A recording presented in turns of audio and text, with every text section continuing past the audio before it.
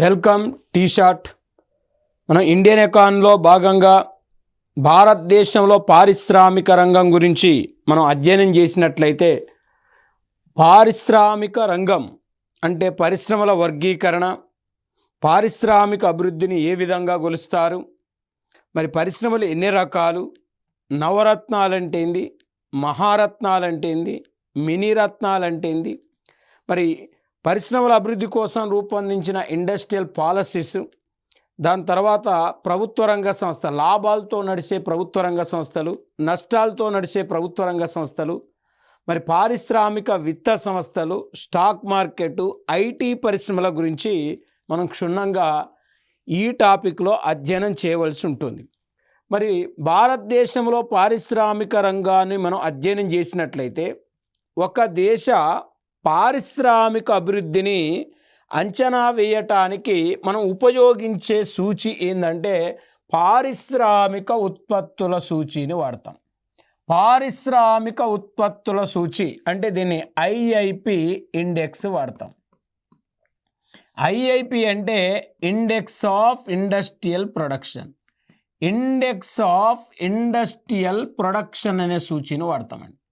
అంటే పారిశ్రామిక ఉత్పత్తుల సూచి, ఇది ప్రొడక్షన్, తెలుగులో పారిశ్రామిక ఉత్పత్తుల సూచి.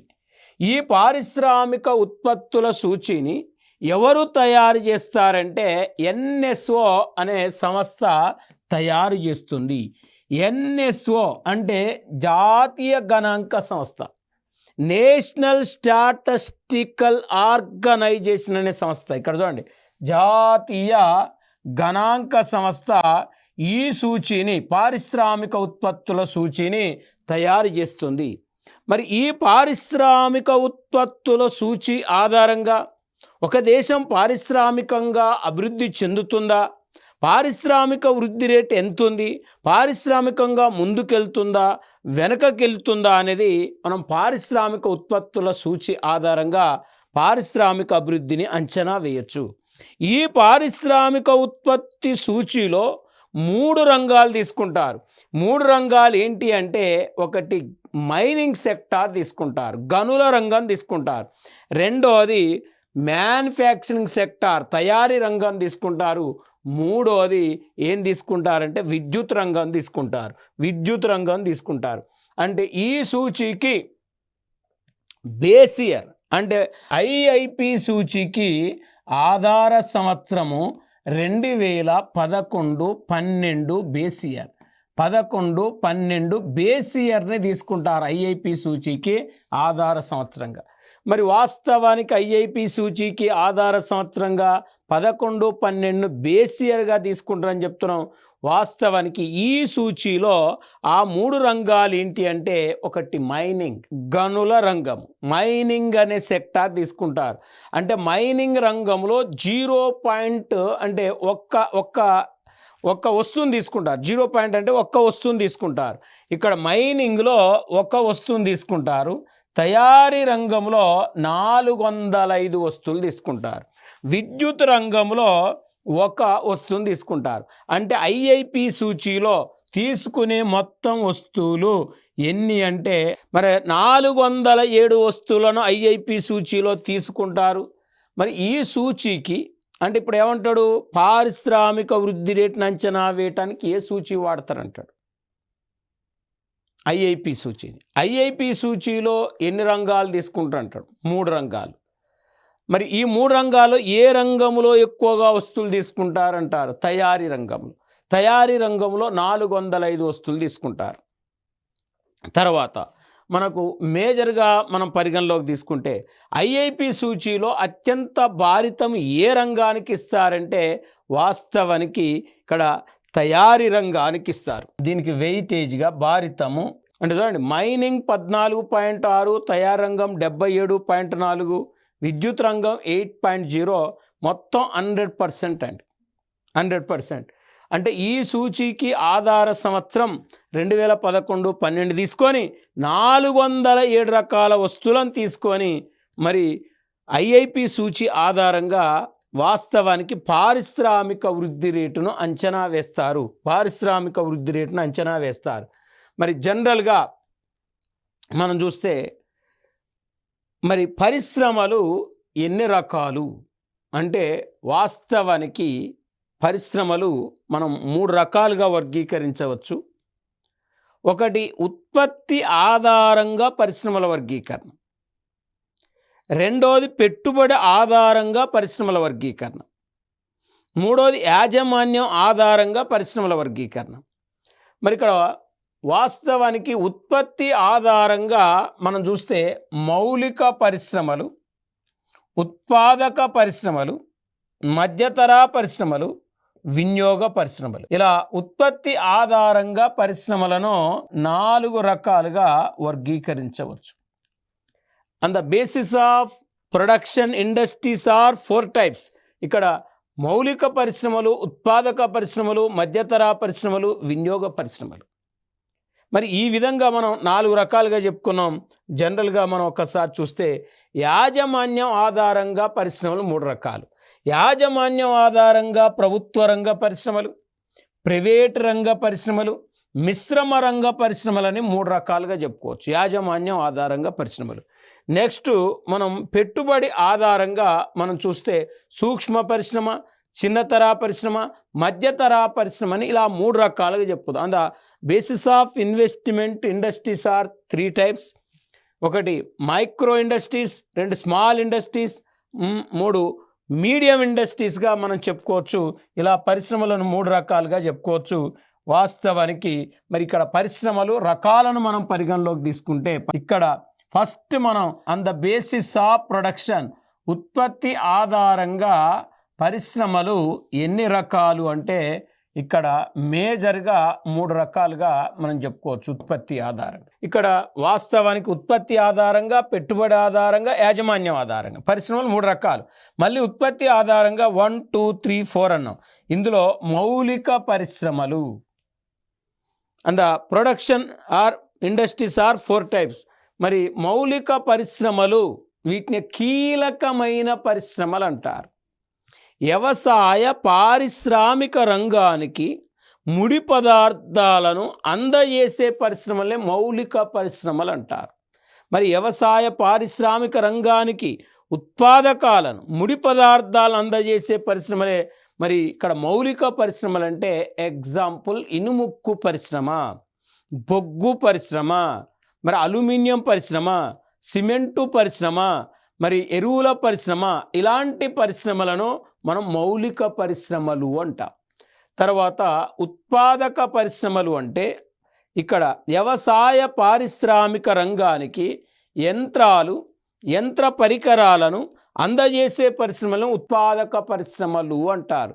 మరి విద్యుత్ ఉపకరణలు, మరి చూడండి విద్యుత్ ఉపకరణలు, ఆటోమొబైల్స్, ఇంజనీరింగ్ అంటే ఇంజనీరింగ్ ప్రోడక్ట్, ఇంజనీరింగ్ ఉత్పత్తులను మనం ఉత్పాదక పరిశ్రమలుగా చెప్పవచ్చు. మధ్యతరా పరిశ్రమలు అంటే తుది వినియోగానికి పనికి రాకుండా ఉత్పత్తి దశలో ఉపయోగపడే పరిశ్రమలు మధ్యతరా పరిశ్రమలు అంటారు. ఎగ్జాంపుల్ మధ్యతరా పరిశ్రమలకు ఎగ్జాంపుల్ ఏంటిదంటే మెయిన్గా ప్లాస్టిక్ పరిశ్రమ, రబ్బర్ పరిశ్రమ, పెట్రోలియం పరిశ్రమ, ఇక్కడ బల్క్ డ్రగ్ ఇండస్ట్రీస్ అంటాం. మరి ఇక్కడ మనం పెట్రోలియం పరిశ్రమ తెలుసు, ప్లాస్టిక్ పరిశ్రమ తెలుసు, రబ్బర్ పరిశ్రమ తెలుసు. బల్క్ డ్రగ్ అంటే ఇక్కడ మధ్యతరా పరిశ్రమకు ఉదాహరణ బల్క్ డ్రగ్ ఇండస్ట్రీస్ అంటున్నాం. డ్రగ్స్ పరిశ్రమ అంటే బల్క్ డ్రగ్ పరిశ్రమ అంటే దేన్ని మనం బల్క్ డ్రగ్ పరిశ్రమ అనాలంటే మేజర్గా ఇక్కడ మెడిసిన్స్ తయారు చేయటానికి ఉపయోగించే వివిధ రకాల రసాయనాల కలయికనే మనం బల్క్ డ్రగ్స్ అంటాం. మందులను తయారు చేయటానికి ఉపయోగించే వివిధ రకాల రసాయనాలనే మనం బల్క్ డ్రగ్ ఇండస్ట్రీ అంటాం. మరి ఈ బల్క్ డ్రగ్ ఇండస్ట్రీ అనేది మనకి ఏంటిదంటే మధ్యతరా పరిశ్రమ అని చెప్పవచ్చు. వినియోగ పరిశ్రమలు అంటే మానవుని యొక్క కోరికలను ప్రత్యక్షంగా తీర్చే పరిశ్రమలే వినియోగ పరిశ్రమలు అంటారు. మరి వాస్తవానికి తుది వినియోగానికి పనికొచ్చే పరిశ్రమలనే వినియోగ పరిశ్రమలు అంటారు. మరి ఎగ్జాంపుల్ ఇక్కడ మనం జనరల్గా మనం ఒకసారి స్టడీ చేస్తే వస్త్ర పరిశ్రమ, పంచదార పరిశ్రమ, జనపనార పరిశ్రమ, మరి వాసన కాగిత పరిశ్రమ, మరి ఇక్కడ సౌందర్య వస్తువులు, ఇలాంటి పరిశ్రమలను వినియోగ వస్తు పరిశ్రమలు అంటారు. ఇలా మనం జనరల్గా ఒక్కసారి చూస్తే ఇలా పరిశ్రమలను 4 రకాలుగా వర్గీకరించడం జరిగింది. ఐరన్ అండ్ స్టీల్ ఇండస్ట్రీ, ఇనుము ఉక్కు పరిశ్రమ. ఇనుము ఉక్కు ఉత్పత్తిలో భారతదేశం 2వ స్థానం ఆక్రమించింది. ఇనుము ఉక్కు ఉత్పత్తిలో చైనా తర్వాత వాస్తవానికి ఇక్కడ చైనా అనేది ఫస్ట్ ప్లేస్లో ఉంది, ఇండియా అనేది సెకండ్ ప్లేస్లో ఉంది. ఫస్ట్ చైనా, సెకండ్ ఇండియా ఇనుము ఉక్కు ఉత్పత్తిలో. అంటే ఐరన్ అండ్ స్టీల్ ఇండస్ట్రీలో భారతదేశం 2వ స్థానం ఆక్రమించింది. చైనా అనగానే స్టీలు, తర్వాత ఇండియా అనేది 2వది గుర్తుపెట్టుకోవాలి. అయితే ఇనుముక్కు పరిశ్రమను ఏమంటామంటే వెనక ముందు అనుబంధాలు ఎక్కువగా ఉండే పరిశ్రమ అంటాం. అంటే ఉత్పాదకాల గల పరిశ్రమని ఇనుముక్కు పరిశ్రమ అంటాం. అంటే ఎగ్జాంపుల్, ఇనుముక్కు పరిశ్రమ ఎందుకు అలా అంటామంటే, మరి వెనక ముందు అనుబంధాలు ఎక్కువ ఉండే పరిశ్రమని ఇనుముక్కు పరిశ్రమగా ఎందుకు పిలుస్తామంటే, జనరల్గా ఇక్కడ మనం స్టడీ చేస్తే ఇనుముక్కు తయారు చేయాలంటే ముడినుము ఉండాలి. ఈ ముడినుమును బయటి తీయాలంటే ముడినుము పరిశ్రమలను ఏర్పాటు చేయాలి. అంటే ఇనుముక్కు పరిశ్రమకు వెనక అనుబంధము ముడినుము పరిశ్రమలు. ఆ ముడినుమును తీసి ఇనుముక్కును తయారు చేస్తే ఇనుముక్కు నిర్మాణ రంగంలో వాడతారు, పారిశ్రామిక రంగంలో వాడతారు, రైల్వే నిర్మాణంలో వాడతారు. అంటే ఇనుముక్కు పరిశ్రమ వల్ల రైల్వే పరిశ్రమ అభివృద్ధి చెందుతుంది, నిర్మాణ పరిశ్రమ అభివృద్ధి చెందుతుంది, ఇతర పరిశ్రమలు అభివృద్ధి చెందుతాయి. కాబట్టి ఇనుముక్కు పరిశ్రమ ఇతర ముందు పరిశ్రమలకు తోడ్పడుతుంది. అందుకే ముందు వెనక అనుబంధాలు ఎక్కువగా ఉండే పరిశ్రమ ఏంటంటే ఇనుముక్కు పరిశ్రమగా మనం చెప్పుకోవచ్చు.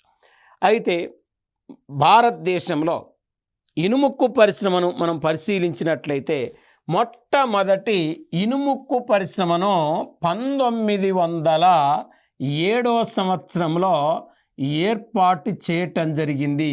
1907లో దాని పేరే టిస్కో, టాటా ఇనుముక్కు కర్మాగారం. అంటే భారతదేశంలో ఏర్పాటు చేసిన మొట్టమొదటి ఇనుముక్కు కర్మాగారమే టిస్కో, టాటా ఇనుముక్కు కర్మాగారం, టాటా ఐరన్ స్టీల్ ప్లాంట్ అంటుంది. ఈ టాటా ఇనుముక్కు కర్మాగారాన్ని 1907వ సంవత్సరంలో సుబర్ణరేఖ, ఖార్గే నదుల మధ్య భాగంలో సగ్బీ అనే ప్రాంతంలో ఏర్పాటు చేశారు. అంటే సగ్బీ అనే ఒక ప్రాంతంలో దీన్ని ఏర్పాటు చేశారు. ఈ సగ్బీ ఎక్కడుందంటే సుబర్ణరేఖ, ఖార్గే నదుల మధ్య భాగంలో ఉంది. ఈ సగ్బీని తర్వాత ఏం చేశారంటే జంషెడ్పూర్గా పేరు మార్చటం జరిగింది సగ్బీని. అంటే ఇప్పుడు టాటా ఇనుముక్కు కర్మాగారం ఎక్కడుందంటే జంషెడ్పూర్లో ఉంది. ఈ జంషెడ్పూర్ ఎక్కడుందంటే జార్ఖండ్ స్టేట్లో ఉంది. ఇదే భారతదేశంలో ఏర్పాటు చేసిన మొట్టమొదటి ఇనుముక్కు కర్మాగారం. దీని తర్వాత మనం చూస్తే 1918వ సంవత్సరంలో ఇక్కడ ఇండియన్ ఐరన్ స్టీల్ కర్మాగారం, ఇస్కో అంటే భారత ఇనుముక్కు కర్మాగారం. ఈ భారత ఇనుముక్కు కర్మాగారాన్ని 1918లో వెస్ట్ బెంగాల్ స్టేట్లో, పశ్చిమ బెంగాల్ స్టేట్లో అంటే బరన్పూర్ అనే ప్రాంతంలో లాంచ్ చేశారు. దీని తర్వాత మరొక ఇనుముక్కు కర్మాగారాన్ని 1923లో విస్కో అంటే ఇక్కడ విశ్వేశ్వరయ్య ఇనుముక్కు కర్మాగారం, విశ్వేశ్వరయ్య ఇనుముక్కు కర్మాగారాన్ని 1923లో కర్ణాటక రాష్ట్రంలోని భద్రావతి దగ్గర లాంచ్ చేయటం జరిగింది. మరి కర్ణాటక రాష్ట్రంలోని భద్రావతి వద్ద విశ్వేశ్వరయ్య ఇనుముక్కు కర్మాగారం. అంటే విశ్వేశ్వరయ్య ఇనుముక్కు కర్మాగారాన్ని 1923లో కర్ణాటక రాష్ట్రంలోని భద్రావతి వద్ద ఏర్పాటు చేశారు. మరి ఇది వాస్తవానికి ఈ మూడు కూడా టిస్కో, ఇస్కో, తర్వాత విస్కో, ఈ మూడు కూడా మరి స్వదేశీ సాయంతో ఏర్పాటు చేయబడిన ఇనుముక్కు కర్మాగారాలు.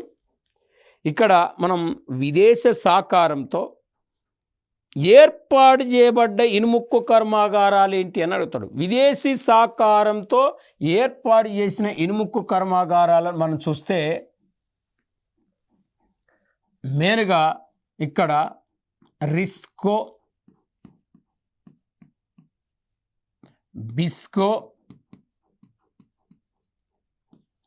డిస్కో, బిస్కో ఇది అంటే రూర్కేలా ఇనుముక్కు కర్మాగారాన్ని 1954లో, బిస్కో ఇనుముక్కు కర్మాగారాన్ని 1955లో, డిస్కో ఇనుముక్కు కర్మాగారాన్ని 1956లో, బిస్కో ఇనుముక్కు కర్మాగారాన్ని 1964లో ఏర్పాటు చేశారు. ఇక్కడ మనకు జనరల్గా ఒక్కసారి చూస్తే బిస్కో అంటే ఇక్కడ బిస్కో, డిస్కో, బిస్కో, రిస్కో. ఇక్కడ మనం ఒక్కసారి 1954లో రూర్కేలా ఐరన్ స్టీల్ కర్మాగారాన్ని 1954లో ఒడిస్సా స్టేట్లో లాంచ్ చేయటం జరిగింది. ఒడిస్సా స్టేట్లో ఇక్కడ మనకు మేజర్గా జర్మనీ సహకారంతో దీన్ని ప్రారంభించటం జరిగింది. మరి బిస్కో అంటే బిలాయ్ ఇనుముక్కు కర్మాగారాన్ని 1955వ సంవత్సరంలో ఛత్తీస్గఢ్ రాష్ట్రంలో 1955వ సంవత్సరంలో ఏర్పాటు చేయటం జరిగింది.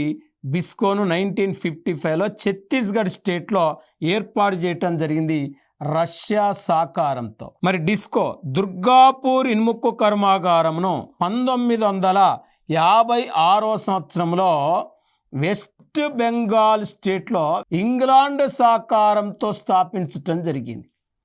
మరి ఇక్కడ బిస్కో అంటే బిలాయ్, ఇక్కడ బిస్కో అంటే బిలాయ్, ఇక్కడ బిస్కో అంటే బొకారో, ఇక్కడ బొకారో ఇనుముక్కు కర్మాగారాన్ని 1964లో ఇక్కడ జార్ఖండ్ స్టేట్లో ఇక్కడ రష్యా సహకారంతో లాంచ్ చేయటం జరిగింది. అంటే ఇక్కడ మనం చూస్తే రిస్కో, బిస్కో, డిస్కో, బిస్కో, బిలాయ్ బొకారోకి రష్యా సహకారం అందిస్తే, రూర్కేలా ఇనుముక్కు కర్మాగారానికి జర్మనీ సహకారం అందిస్తే, దుర్గాపూర్ ఇనుముక్కు కర్మాగారానికి ఇంగ్లాండ్ సహకారం అందించింది. రూర్కేలా అనేది ఒక ప్రదేశం ఒడిస్సాలో, బిలాయ్ అనేది ఒక ప్రదేశం ఛత్తీస్గఢ్లో, దుర్గాపూర్ అనేది ఒక ప్రదేశం పశ్చిమ బెంగాల్, బొకారో అనేది ఒక ప్రదేశం జార్ఖండ్ స్టేట్లో. ఈ 4 కూడా విదేశీ సహకారంతో ఏర్పాటు చేశారు. మరి ఇప్పుడు టిస్కో కానీ, ఇస్కో కానీ, ఒక విస్కో తప్ప, విశ్వేశ్వరయ్య తప్ప దాదాపు ఇనుముక్కు కర్మాగారాలన్నీ ఎక్కడున్నాయంటే నార్త్ ఇండియాలో, ఉత్తర భారతదేశంలో ఉన్నాయండి. మరి ఇక్కడ మనం ఎక్కడ చూసినా సౌత్ ఇండియాలో, దక్షిణ భారతదేశంలో ఎక్కడ కూడా మనం చూసినా ఇక్కడ ఇనుముక్కు కర్మాగారాలు ఒక కర్ణాటక రాష్ట్రంలో భద్రావతి దగ్గర విశ్వేశ్వరయ్య తప్ప అన్ని ఇనుముక్కు కర్మాగారాలు మొత్తం కూడా నార్త్ ఇండియాలో ఉన్నాయి. సౌత్ ఇండియాలో కూడా ఇనుముక్కు పరిశ్రమలు స్థాపించాలని నిర్ణయం తీసుకోవటం జరిగింది. 1971లో కర్ణాటక రాష్ట్రంలో ఓస్పేట వద్ద ఒక ఇనుముక్కు కర్మాగారాన్ని ఏర్పాటు చేశారు. మరి 1972లో తమిళనాడు రాష్ట్రంలోని సేలం, ఆంధ్రప్రదేశ్లోని విశాఖపట్నం వద్ద ఇనుముక్కు కర్మాగారాన్ని స్థాపించటం జరిగింది. మరి ఇప్పుడు ఈ ఇనుముక్కు పరిశ్రమలన్నింటినీ నియంత్రణ చేయటానికి, యజమాయిషీ చేయటానికి, పర్యవేక్షణ చేయటానికి ఒక ప్రత్యేక సంస్థను ఏర్పాటు చేశారు. దాని పేరే SAIL full form steel authority of India లిమిటెడ్ను 1974లో లాంచ్ చేయటం జరిగింది. 1974లో ఏర్పాటు చేయటం జరిగింది షైల్ని. మరి ఈ SAIL steel authority of India limited మరి ఇనుముక్కు పరిశ్రమలు నియంత్రణ చేస్తుంది, పర్యవేక్షణ చేస్తుంది. ఆ ఉద్దేశంతో దీన్ని లాంచ్ చేసినంటున్నాం. మరి ఈ షైల్ యొక్క ప్రధాన కార్యాలయము న్యూఢిల్లీలో ఉంది. ఇప్పుడు మనం ఒక్కసారి చూస్తే ఇది ఇనుముక్కు పరిశ్రమకు సంబంధించింది. ఇప్పుడు నెక్స్ట్ మనం పరిగణలోకి తీసుకుంటే కాటన్ ఇండస్ట్రీ అంటే వస్త్ర పరిశ్రమ. దీన్ని టెక్స్టైల్ ఇండస్ట్రీ అంటారు, జౌలి ఇండస్ట్రీ అంటారు. భారతదేశములో అతి పురాతన చిన్నతర పరిశ్రమ చేనేత పరిశ్రమ, హ్యాండ్లూమ్ ఇండస్ట్రీ. భారతదేశంలో అతి పురాతన పెద్దతర పరిశ్రమ వస్త్ర పరిశ్రమ. అంటే ఒక వస్త్రాన్ని తయారు చేయటంలో 2 రకాలు ఉంటాయి. ఒకటి కృత్రిమ నూలు ఉంటుంది, 2 మానవ నిర్మిత నూలు ఉంటుంది. అంటే కృత్రిమ నూలు అంటే మానవ నిర్మిత నూలు అంటాం, సహజ నూలు అంటాం. మరి సహజ నూలు నేచురల్ కాటన్ ఉంటుంది, హ్యూమన్ క్యాపిటల్ ఉంటుంది. ఇక్కడ కృత్రిమ నూలు మానవ నిర్మిత నూలు అంటే ఏమొస్తుందంటే టెర్లిన్ కానీ, డెకరాన్ కానీ, నైలాన్ కానీ, రేయాన్ కానీ, పాలిస్టర్ కానీ ఇవి కృత్రిమ నూలు కిందికి వస్తాయండి. సహజ నూలు కిందికి ఏమొస్తుందంటే జూటు, కాటన్, ఉన్ని, పట్టు. చూడండి ఇక్కడ హులాన్, సిల్క్, జూటు, కాటన్ ఇవి నేచురల్ నూలు కిందికి వస్తాయి. మరి ఇప్పుడు మనం దేశంలో చూస్తే అంటే పురాతన అతిపెద్ద తరహా పరిశ్రమ కాటన్ ఇండస్ట్రీ అంటున్నాం. కాటన్ ఇండస్ట్రీ ఆవిర్భవించక ముందు చేనేత పరిశ్రమలు ఉండేవి. ఇవి చేతితో వస్త్రాలు ఉత్పత్తి చేసే పరిశ్రమను చేనేత పరిశ్రమ అంట. ఎప్పుడైతే ఇంగ్లాండ్ దేశంలో పారిశ్రామిక విప్లవం వచ్చిందో, ఈ పారిశ్రామిక విప్లవంలో భాగంగా నూలు ఒడికే యంత్రాన్ని కనుక్కున్నారో అప్పుడు ప్రపంచ దేశాల్లో కాటన్ ఇండస్ట్రీ అనేది బయలుదేరింది. మరి కాటన్ ఇండస్ట్రీ అనేది ఉద్భవించింది అంటున్నాం. ఇలా వాస్తవానికి ప్రపంచంలో కాటన్ పరిశ్రమకు నిలయంగాంచిన ప్రదేశం అంటే కాటన్ పరిశ్రమలో ప్రసిద్ధిగాంచిన నగరం ఏంటంటే ఇంగ్లాండ్ దేశంలోని మాంచెస్టర్. ఇంగ్లాండ్ దేశంలోని మాంచెస్టర్ని కాటన్ పరిశ్రమలకు నిలయమైన పరిశ్రమగా మనం పిలుస్తాం. మరి మన దేశంలో మొట్టమొదటి కాటన్ పరిశ్రమను 1818వ సంవత్సరంలో కలకత్తా సమీపంలో పోర్ట్ గ్లోస్టర్ వద్ద ఏర్పాటు చేయటం జరిగింది. మరి మొట్టమొదటి కాటన్ పరిశ్రమను 1818లో కలకత్తా సమీపంలో పోర్ట్ గ్లోస్టర్ వద్ద ఏర్పాటు చేసినప్పటికీ మరి వాస్తవానికి ఇది వస్త్రాన్ని ఉత్పత్తి చేయలేదు. నిజమైన వస్త్ర పరిశ్రమను 1854వ సంవత్సరంలో ముంబాయిలోని కేజియన్ దర్బార్లో ఏర్పాటు చేయటం జరిగింది. ఇవాళ కాటన్ మిల్లులు అంటే మనం చూస్తే కాటన్ మిల్లులు ఎక్కువన్నది గుజరాత్ అండ్ మహారాష్ట్ర అండ్ తమిళనాడు రాష్ట్రాల్లో కాటన్ మిల్లులు ఎక్కువగా లొకేట్ అయి ఉన్నాయి, ఎక్కువగా ఉన్నాయి. ఇవాళ అహ్మదాబాద్ను మాంచెస్టర్ ఆఫ్ ఇండియా అని పిలుస్తారు. మరి ఎందుకంటే అక్కడ అత్యధికంగా కాటన్ మిల్లులు అక్కడ ఉన్నాయి కాబట్టి దాన్ని మాంచెస్టర్ ఆఫ్ ఇండియా అని పిలుస్తారు. మరి ఇప్పుడు వాస్తవానికి భారతదేశంలో జీడిపిలో కాటన్ అంటే వస్త్రపు వాటా దాదాపు 4% ఉంది. భారతదేశం మొత్తం ఎగుమతుల్లో కాటన్ ఎగుమతుల వాటా 13% ఉంది. ఇవాళ మన దేశంలో ఎక్కువగా కాయలాబడుతున్న మిల్లులే కాటన్ మిల్లులుగా మనం చెప్పొచ్చు. ఈ కాటన్ మిల్లుల గురించి మనం స్టడీ చేస్తే, అధ్యయనం చేస్తే మరి ఎందుకు కాయలాబడుతున్నాయి, ఈ కాటన్ మిల్లులు కాయలాబడకుండా చూసే ఉద్దేశంతో ఆ కాయలాబడకుండా కాపాడడానికి ప్రభుత్వం తీసుకొచ్చిన చర్యలు ఏందనేది మనం నెక్స్ట్ క్లాస్లో చెప్పుకుందాం. కంటిన్యూషన్లో భాగంగా మరి ఇప్పుడు కాటన్ మిల్లుల గురించి మనం సగం చదువుకున్నాం. మిగతా రిమైనింగ్ టాపిక్ మనం నెక్స్ట్ క్లాస్లో కంటిన్యూ చేసుకుందాం. Okay, thank you.